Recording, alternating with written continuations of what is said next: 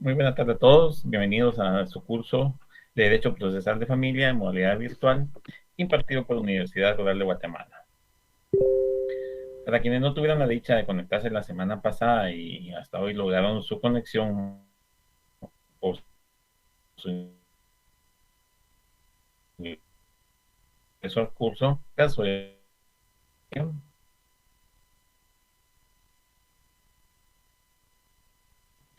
y tengo el honor o tendré el honor durante el presente semestre de impartirles el curso de Derecho Procesal de Familia. Este curso pues tiene una duración de un periodo de 45 minutos, por lo que trataremos de aprovecharlo al máximo porque el contenido en algunos temas es algo extenso. Daré paso entonces a hacer un pequeño recordatorio que también se dio la semana pasada en cuanto a la boleta de inscripción o reinscripción y programas especiales, así como la asignación de cursos, que es la que ustedes están viendo en este momento en su pantalla. Dicho formulario lo pueden descargar en la página oficial de la Universidad Rural de Guatemala. A efecto lo puedan llenar, firmar y presentar en la sede o en la unidad académica en la cual ustedes fueron a proceder con su inscripción. Dicho formulario es el formulario o solicitud de inscripción. Una vez lleno ese formulario, pues deberán firmarlo y presentarlo en la sede correspondiente. Se les recuerda que como fecha máximo, para no tener una penalización o una sanción por presentación extemporánea, tenían ustedes el día martes 8 de febrero del año 2022. Hoy ya estamos con unos días de más y ya estamos a fecha 12 de febrero y por lo mismo, pues ustedes al momento en que presenten dicho formulario, si aún no lo han hecho, van a tener que cancelar una penalización correspondiente a 25 quetzales por cada curso por el atraso en que han incurrido. Así que por favor, para quienes no lo han hecho, háganlo, porque si no presentan ese formulario debidamente firmado, sellado y cancelando la mora o la penalización que pueda tener y ser objeto de alguna cancelación, su asignación de cursos para el presente semestre no tendrá ninguna validez y por lo mismo los cursos se tendrán posiblemente por no aprobados. Así que por favor, jóvenes, se les recuerda, aún están a tiempo para poder presentar su formulario de inscripción y asignación. Daremos paso a ver entonces el tema de la semana 2, que es el origen e importancia de la familia. Este tema es un poco doctrinario, un poco histórico en cuanto a de dónde surge la familia, los estadios que pudo haber o las situaciones que se pudieron dar en los periodos en que se dieron, pero el objetivo de esta clase es que ustedes como estudiantes conozcan el origen de la familia, la importancia que ésta representa para la sociedad, los algunos de los tipos o de las distintas clases de familia o de forma de convivencia familiar que se dieron a lo largo de la historia hasta llegar a la familia como la conocemos al día de hoy. Tenemos inicio entonces explicando o haciendo alusión a lo que Louis H. Morgan estableció o llegó a través de su estudio, a través de la historia, de lo que posiblemente había sido las diferentes etapas de una familia. Luis Morgan, orden preciso de la humanidad, y su clasificación permanecerá hasta que una riqueza de datos mucho más considerable nos obligue a modificarla. Es decir, esa clasificación, ese estudio que hizo Luis Morgan, no obstante tener ya más de 120, 130 años, pues aún está vigente. Es decir, no se ha nadie puesto a la tarea de pretender cambiarla, de pretender tener una clasificación distinta, porque todos los estudios nos llevan a lo mismo. Louis Morgan clasificó el origen y evolución de la familia o de la sociedad entre grandes épocas. La primera, que fue el salvajismo, la segunda, que fue la barbarie, y la tercera, que es la civilización. Sin embargo, con relación a las primeras dos, es decir, el salvajismo y la barbarie, él todavía hace una subdivisión de cada una de esas épocas dependiendo del estadio en que ocurrió, el estadio temprano o inferior, el medio y el superior. Esas son las formas en que divide Lewis Morgan cada una de las épocas de salvajismo y barbarie.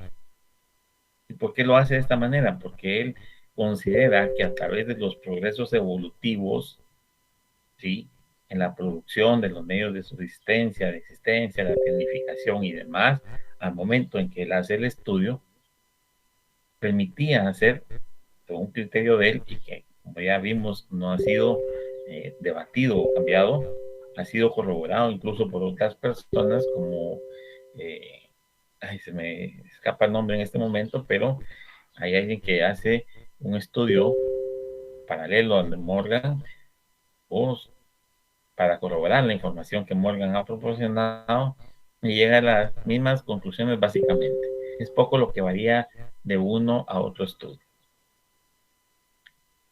Estas épocas de salvajismo y barbarie las vamos a ver a grandes rasgos, y en la civilización, pues ustedes ya entienden, ya conocen, ya saben que la civilización ocurre ya cuando la gente empieza a organizarse, a legislar, a crear esas normas para una convivencia más pacífica y no tan agresiva como pudo en el salvajismo o la barbarie.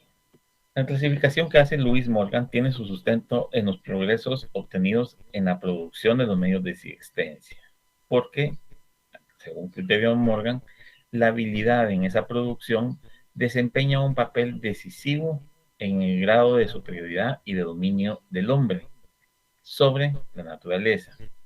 El hombre es, entre todos los seres, el único que ha logrado un dominio casi absoluto de la producción de alimentos.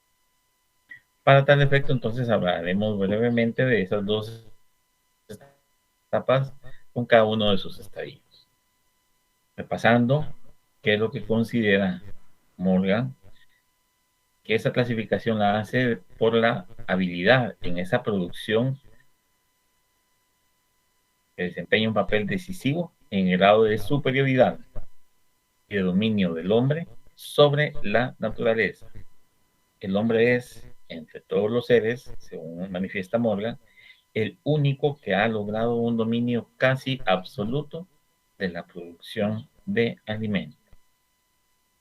Eso fue para la época de Morgan. Morgan, ese estudio lo realizó, si no recuerdo mal, en 1870, 1874, 77, algo así por allí.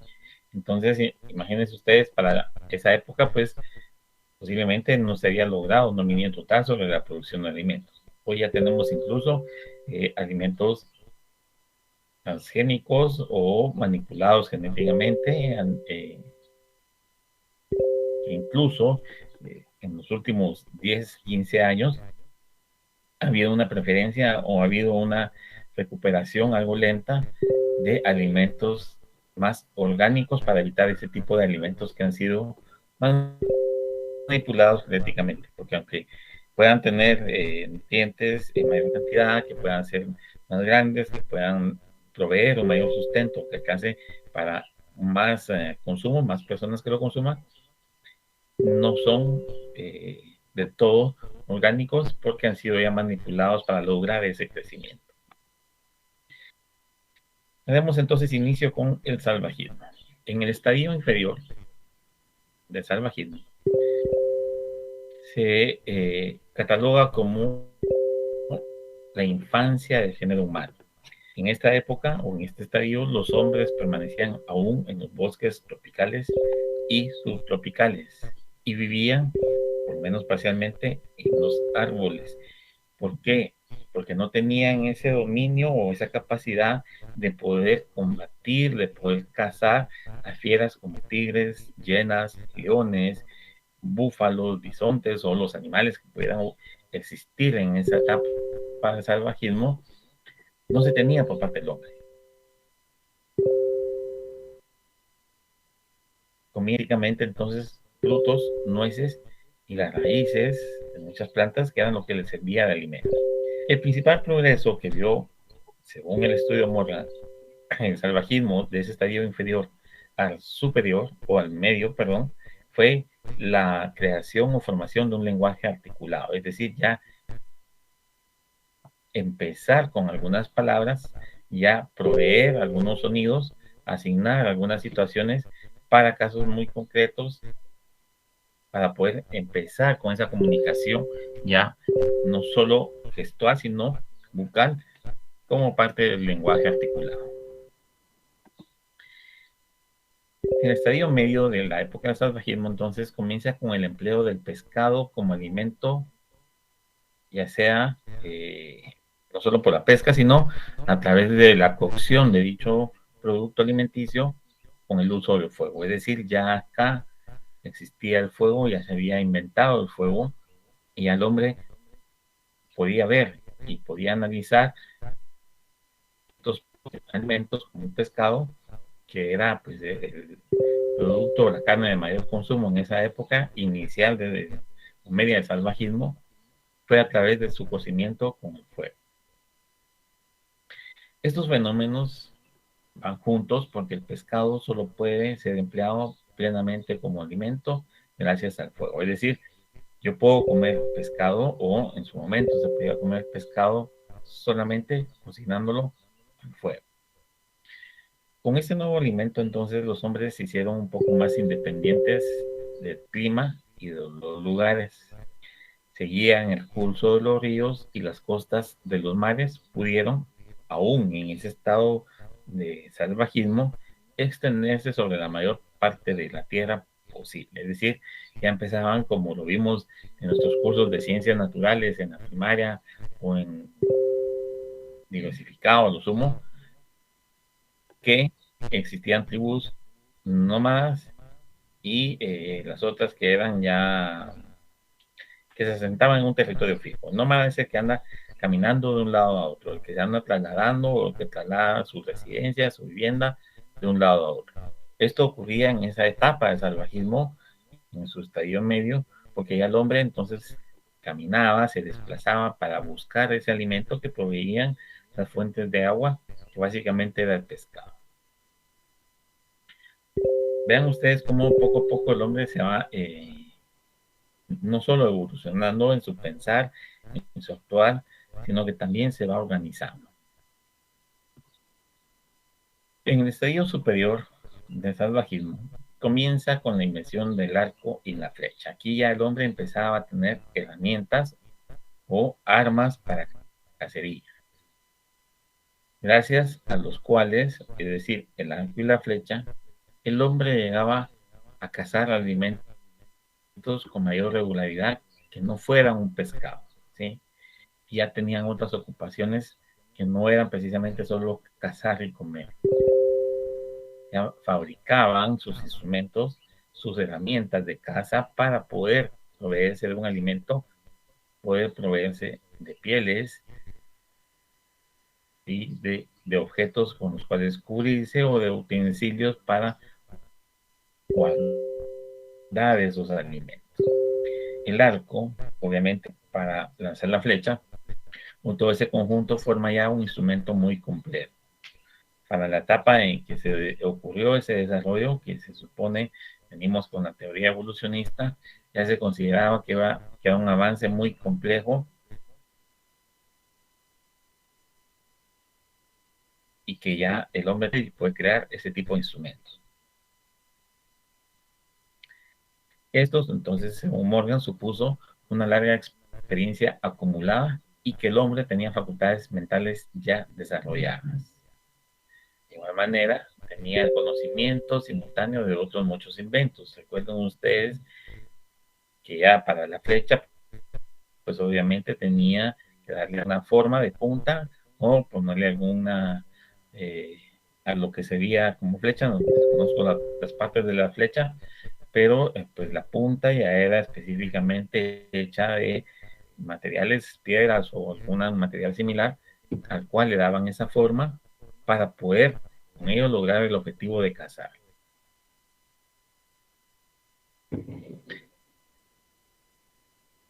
Precisamente esta etapa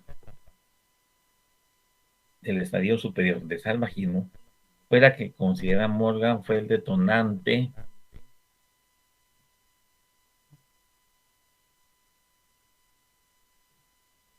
para iniciar con esto ya esa posibilidad de organizarnos, ¿sí? Sino que cada quien vivía a su gran sabor y antojo.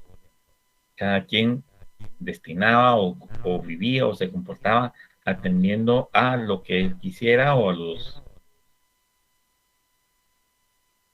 lo que ellos quisieran, si eran grupos, y por eso dio inicio en Morgan con la barbarie.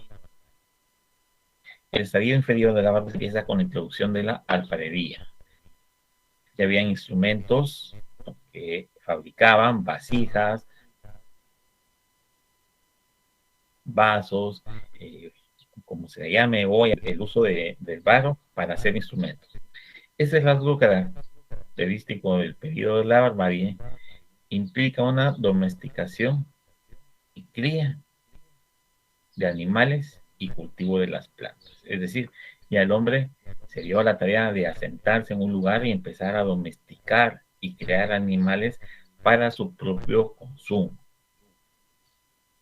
Así fue como surgió pues las pequeñas granjas, los pequeños asentamientos, las pequeñas comunidades,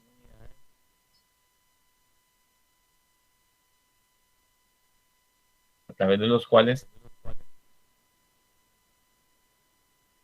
pues obviamente el hombre ya no tenía necesidad de desplazarse.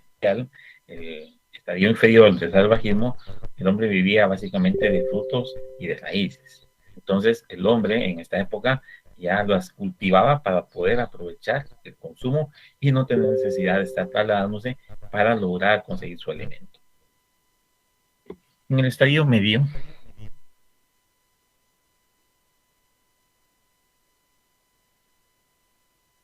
específicamente a través de la lectura que el mundo, así lo dividió Morgan en esta época,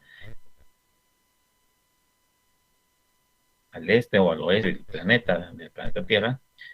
En el este comienza con la domesticación de animales y en el oeste con el cultivo de las hortalizas por medio del riego y el empleo de adobes. Es decir, ya el hombre empezaba a fabricar sus casas, sus lugares de resguardo, ya dejó de vivir en cavernas, en árboles, empezó a construir, a utilizar estos ladrillos para poder hacer su construcción de una manera adecuada que según su criterio le podía proveer ese refugio para poder mantenerse a salvo. Eso fue en el oeste. En el este fue con la domesticación de animales, es decir, ya podíamos pensar o hablar de la creación de granjas para poder domesticar y tener animales para el alimento. Y en el último estadio, que es el estadio superior de la barbarie, este comienza con la fundición del mineral de hierro.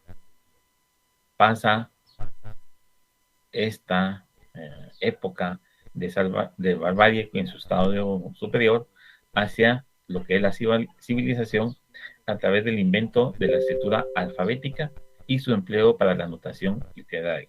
Es decir, no hablaba o gesticulaba, sino también empezó a crear un alfabeto para poderse comunicar, para dejar constancia, para dejar plasmados sus pensamientos. Teníamos ya un proceso para fundir el hierro, para crear objetos con ese proceso, y eso nos permitía, de alguna manera, ya hablando en forma general como humanidad, lograr un avance. Este estadio, que como hemos dicho, no ha existido de una manera independiente, sino en el hemisferio oriental, supera todos los anteriores estadios juntos en cuanto a los progresos que se tuvo en la producción. Ya no usaban alfarería, sino que ya usaban hierro. Ya no hacían las flechas posiblemente de, de madera con una piedra en la punta, sino ya las hacía de algún tipo de material, porque ya se lograba la fundición del hierro. Este estadio entonces es donde surge civilizaciones como los griegos en la época heroica, las tribus ítalas, que son tribus que existieron antes o un poco antes de la formación de Roma, las tribus germanas de Tácito, eh, que era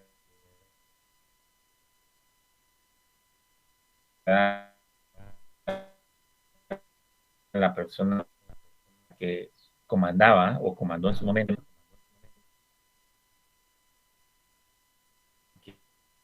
que actualmente es Alemania, el tipo de organización en cuanto a los vikingos se refiere.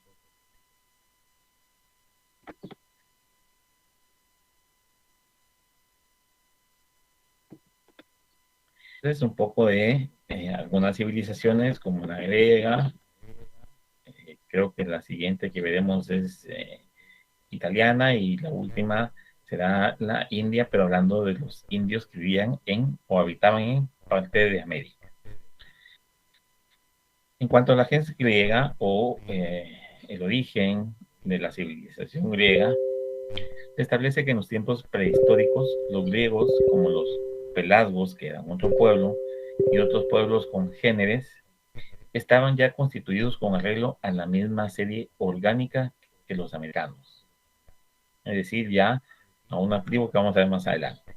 ¿Y cómo estaban conformados estos grupos? Como grupo eh, inicial era la gens, ¿sí? La gente que estaba unida en pequeños grupos.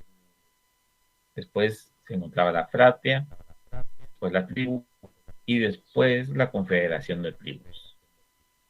Podía faltar la fratria, como ocurrió en los pueblos dorios, donde no en todas partes se formaba tampoco la confederación de las tribus, pero lo que sí tenían en común estos pueblos era la existencia de la gens. La gens era la unidad orgánica, es lo que ahora tenemos o entendemos como familia. Desde los griegos han existido familias. En la época en que aparece en la historia, los griegos se hallan en los umbrales de la civilización, es decir, eran los más civilizados de acuerdo con lo que al día de hoy se conoce en cuanto a todos esos grupos que fueron existiendo con el crecimiento de la humanidad. Entre ellos y las tribus americanas de las que hemos hablado y vamos a hablar,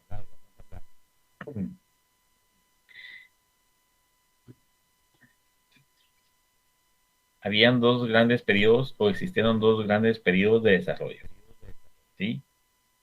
Sin embargo, los griegos, por ser catalogados como los que eran los más civilizados, los que se encontraban en el umbral de la civilización, pues nos llevaban cierta ventaja respecto a los iroqueses. Los iroqueses eran las tribus americanas, o así se les denominaban las tribus que existían ya en América.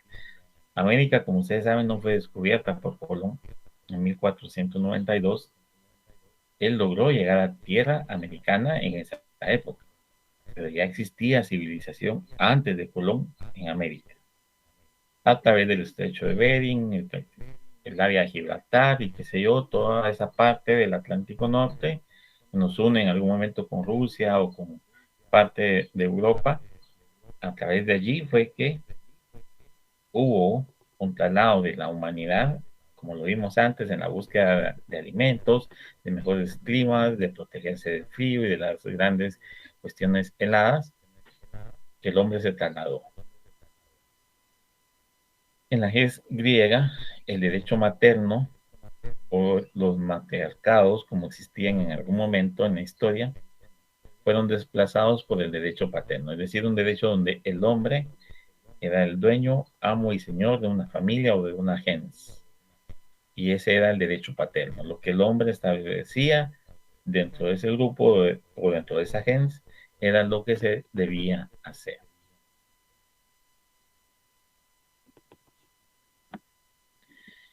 Según la historia de Grecia, entonces, de vida a Grote, que fue un griego pensador,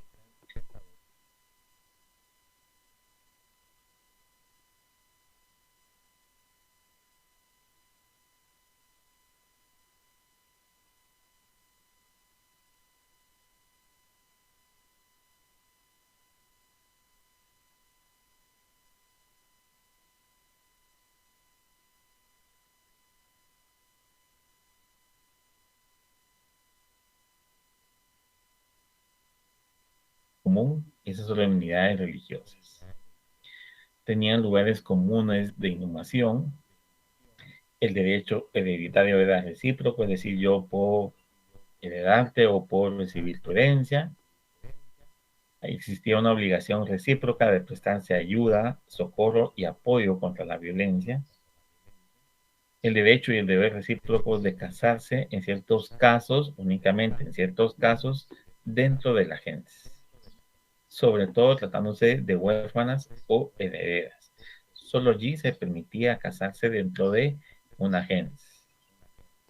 Caso contrario, no se daban estos casos de huérfanas o de herederas, la obligación era casarse fuera de la gens.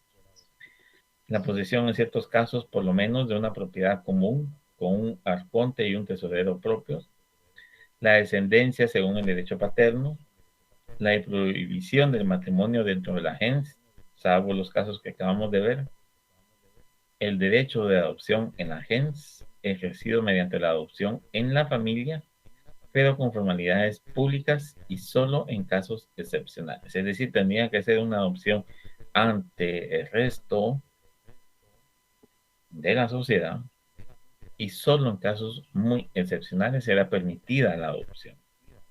Y por último, el derecho de elegir y de poner a sus jefes. Es decir, los griegos podían, como características de una familia o de una sociedad, hacer todas estas situaciones. Veamos la gens italiana, que es muy parecida, ¿sí? La gens italiana en los primeros tiempos de la ciudad de Italia era denominada como gens romana. Fue hasta muchos años después que dejó de considerarse como gente romana y ya el gentilicio fue de italiano, porque antes eran romanos, pero romanos porque Roma, como un pueblo, pretendía conquistar y de hecho conquistó varios territorios. Pero en su momento desapareció la República Romana y surgió el nombre de Italia. En la agencia italiana, entonces, el derecho hereditario era recíproco de los gentiles. Los bienes quedaban siempre dentro de la gens. Es decir, muy parecido a los griegos, nos podíamos heredar entre sí. ¿Para qué? No perder los bienes. La posesión de un lugar de sepultura común o un lugar de inhumación común, como lo decían los griegos, solemnidades religiosas comunes, que también lo hacían los griegos, obligación de no casarse dentro de la gens, la posesión de tierra en común, la obligación de los miembros de la gens de prestarse mutuamente socorro y asistencia, el derecho de llevar el nombre de la gens y el derecho a adoptar extraños en la gens. Vean ustedes que son cuestiones o características muy similares de griegos a italianos. Obviamente con años, con suficiente extensión de tierra de por medio entre una y otra, pero con similitudes en cuanto a la forma en que la gens se constituía y los derechos que poseía.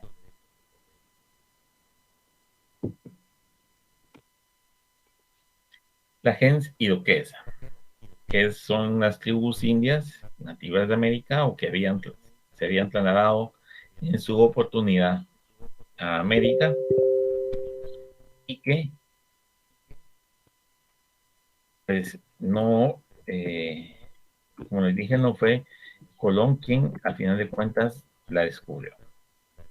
La gens iroquesa o nativa de América, como los indios, básicamente en Norteamérica, tenía similitudes en varios aspectos con las otras gens, por lo que vale la pena resaltar los siguientes. Elegía al sachem que era el representante de la gens o la tribu en tiempos de paz, y al caudillo, que era jefe militar en tiempos de pleitos o en tiempos de guerra. El sachem debía elegirse en la misma gens y sus funciones eran hereditarias en ella, es decir, de padre a hijo. El jefe militar podía elegirse fuera de la gens, es decir, fuera de la familia. La siguiente característica era que podían deponer, es decir, quitar o poner al jefe sachem o al caudillo a su discreción. Ningún miembro tiene derecho a casarse en el seno de la gens. Siempre era el matrimonio fuera de la gens. Esta regla fundamental de la gens se mantenía en las tribus iroquesas porque la idea era mantener limpia a la gens, aunque obviamente con casarse fuera de esta iba creciendo ese vínculo o esa relación con otras gens, con otras familias. Esto es lo que conocemos o es el antecedente de el parentesco consanguíneo. ¿Sí? Nuestra descendencia van a ser nuestros consanguíneos y por eso nos vamos a mantener unidos. La propiedad de los difuntos pasaba a los demás miembros de la gens, es decir, un derecho hereditario. Los miembros de la gens cedían ayuda y protección entre sí. La gens tiene nombres determinados o una serie de nombres que solo ella tiene derecho a llevar en toda la tribu. La gens puede adoptar extraños en su seno, admitiéndoles así dentro de la tribu. Es difícil en esa gens probar que existían solemnidades religiosas muy especiales. Sin embargo, sí logró Morgan determinar que practicaban algún tipo de religión. Para ir terminando con esta gens, la gens tiene un lugar común de inhumación y por último la gens tiene un consejo, una asamblea democrática de los miembros adultos, mujeres y hombres, todos ellos con el mismo derecho de voto. Vean ustedes lo interesante de esta última característica que determinó Morgan. Una asamblea democrática donde tanto hombres y mujeres tienen derecho al voto. Una tribu americana nativa de América y que no se consideró como un tipo de sociedad avanzada.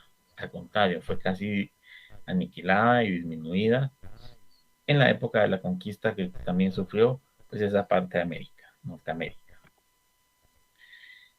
Características comunes que podemos apreciar entre las gens que hemos visto o que hemos estudiado en esta clase. Existen algunas que vamos a verificar. Son por lo menos tres de ellas. La primera característica que comparten en común esas tres tribus o esas tres gens o esos tres grupos de familia era que compartían un lugar de inhumación común. Es decir, un solo lugar. No son tres, sino que son cuatro. Disculpen ustedes el error acá.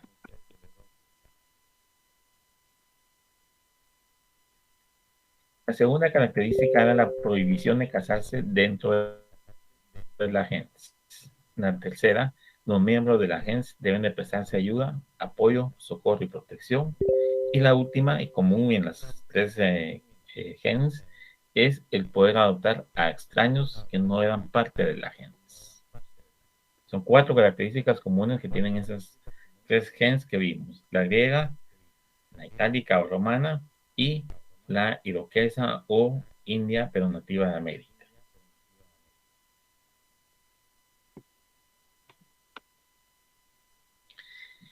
Hemos visto entonces que las gens tenían características muy similares, pero ¿cuáles de ellas podemos observar en la familia guatemalteca, en la familia que actualmente, o la forma en que en la ciudad de Guatemala o en el país Guatemala consideramos como una familia? Tenemos su formación, estructura legal y que sean comunes con las gens antiguas. Algunas de estas características pueden ser consideradas incluso como costumbres y no necesariamente ocurren al interior de las familias, como por ejemplo la adopción, las costumbres religiosas y la prohibición de contraer matrimonio dentro de la gens. Hay costumbres y hay obligaciones. La adopción no es una obligación, es un derecho. la forma de criarlos a los hijos o que mantengamos una cuestión religiosa dentro de la familia, tampoco es obligación de hacerlo de una o de otra religión, pero sí existe una prohibición legal de contraer matrimonio dentro de la gente. A través de la historia, entonces, han existido diferentes tipos de sociedades, integradas todas por pequeños grupos de personas denominados familias o gens, las cuales son el elemento fundamental de la misma, es decir, de la sociedad. De allí su importancia, y tal es esta, que como vimos anteriormente, existe legislación interna y de carácter internacional, comprendida en convenios y tratados, que procuran incluir dentro de su articulado la definición de familia y los derechos que le asisten. En cuanto a la legislación interna se refiere, mencionaremos entonces como punto de partida o como norma fundamental la Constitución Política de la República de Guatemala, la que en su artículo 47 plasma la protección a la familia al establecer que el Estado garantiza la protección social, económica y jurídica de la familia. Promoverá su organización sobre la base del matrimonio, la igualdad de derechos de los cónyuges y la paternidad responsable.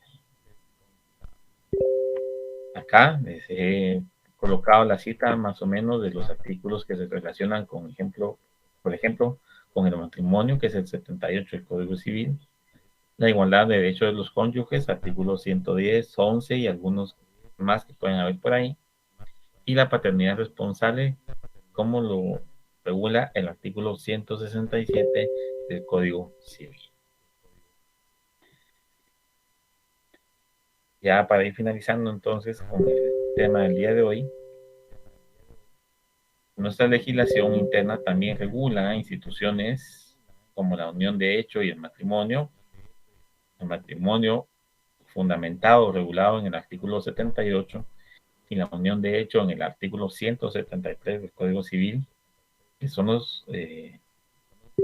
la forma en que surge una familia, ¿sí? La unión de hecho de dos personas o el matrimonio de dos personas es para qué, como lo establece el artículo 78. No nos da la definición de familia, pero sí cuál es el objeto de un matrimonio. Y el 78 nos establece entonces que el matrimonio es una institución social, que es ante la sociedad, por la que un hombre y una mujer se unen legalmente con ánimo de permanencia, es decir, estar juntos todo el tiempo, con el fin de vivir juntos, procrear, alimentar y educar a sus hijos, ¿sí? Tenemos ese ánimo de vivir juntos, tener hijos, alimentarlos y educarlos, y auxiliarse entre sí, es decir, yo auxilio a mi esposa y ella me auxilia a mí. ¿Y qué vamos a ver en esto? Pues obviamente características comunes como los griegos y los iroqueses y demás, que teníamos esa obligación de apoyarnos, de auxiliarnos, de socorrernos. Eso establece también esas instituciones. Y la unión de hecho de un hombre y una mujer con capacidad para contraer matrimonio que puede ser declarada por ellos mismos ante el alcalde de su vecindad o un notario para que produzca esta efectos legales. La unión de hecho, según el Código Civil, no establece cuál es ese ánimo, pero sí establece que la unión de hecho se declara siempre que exista hogar y la vida en común se haya mantenido constantemente por más de 3 años ante familia y relaciones sociales, cumpliendo los fines de procreación, alimentación y educación de los hijos y de auxilio recíproco. Es decir, lo único que no ocurre en ese tipo de unión es ese vínculo legal que surge con el matrimonio. ¿Hay responsabilidades con los hijos? ¿Hay ánimo de procrearlos, de alimentarlos y de educarlos? Sí, pero no tenemos esa obligación legal que nos da el matrimonio, por decirlo de alguna manera. También se establece entonces la igualdad de los hijos, la protección a menores y ancianos, la maternidad, la protección a los minusválidos, la adopción, artículo 28 del Código Civil, Creo que me comí un número de artículo. La opción no es el 28. Vamos a corregirlo de una vez.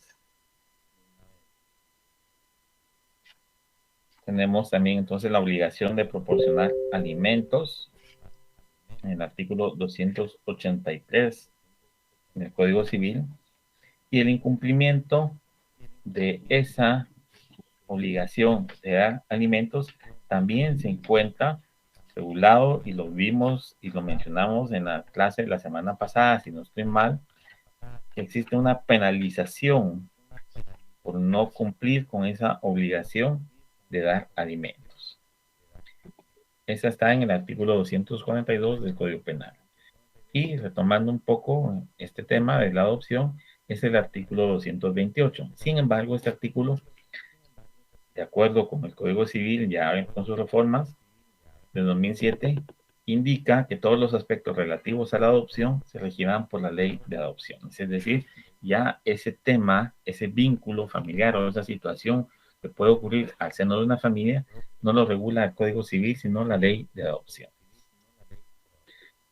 La importancia de la familia entonces es tal que se declara en la propia Constitución de interés social las acciones contra cualquiera de las causas que puedan desintegrar una familia. Es decir, allí está en nuestra norma fundamental, que es la Constitución, la importancia de la familia. Al declarar que tiene un interés social y que por eso va a combatir las causas de desintegración familiar. Bueno, jóvenes, hasta aquí la clase el día de hoy. Espero que el tema haya sido pues no tan aburrido, porque sí es un poco de historia, sí tiende a ser tedioso o aburrir, pero pues es parte del programa del curso y habría que cumplir con proporcionar la información. Como siempre, se les dejan unas respuestas para que ustedes puedan de alguna manera repasar el contenido del curso, ver sus conocimientos, y con ello poder pues fortalecerse para que cuando llegue al examen puedan solventar su cuestionario. Recuerden que estas preguntas no son parte del examen, pero sí les pueden servir de guía. Se agradece entonces la atención prestada a mi persona y espero que podamos vernos, aunque sea de esta forma, en la próxima clase, que sería dentro de 8 días. Muchas gracias por su atención. Tengan ustedes feliz tarde.